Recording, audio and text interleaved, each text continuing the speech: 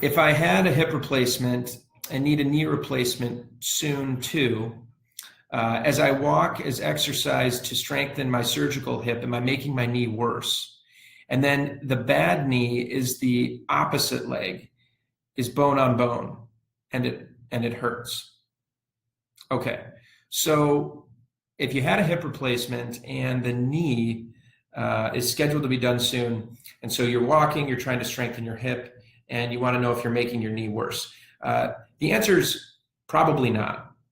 So if you have a bad knee, it's certainly not going to get better in terms of what's going on. The arthritis isn't going to miraculously improve with a hip replacement, but you have to focus on the hip that was operated on.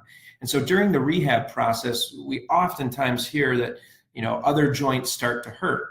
And I think that there's sort of a progression to this. So initially, as you're recovering from a joint replacement, whether it's a knee or a hip, if you have arthritis in another joint, you may experience an increase in pain because you're compensating for the joint that's recovering. As that recovery progresses, and this is usually in the course of a few weeks, you're going to get stronger, you're going to get your motion back, and you're going to be able to offload the weight onto the new joint.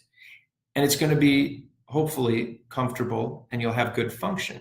And as the strength improves, you're going to get back to normal functionality in the new hip or the new knee. And when that happens, it's going to have the opposite effect, usually, on the joint that's still got bad arthritis. And what I mean by that is to say that as you can start offloading the bad joint onto your new joint, there's a sort of paradoxical improvement in pain oftentimes.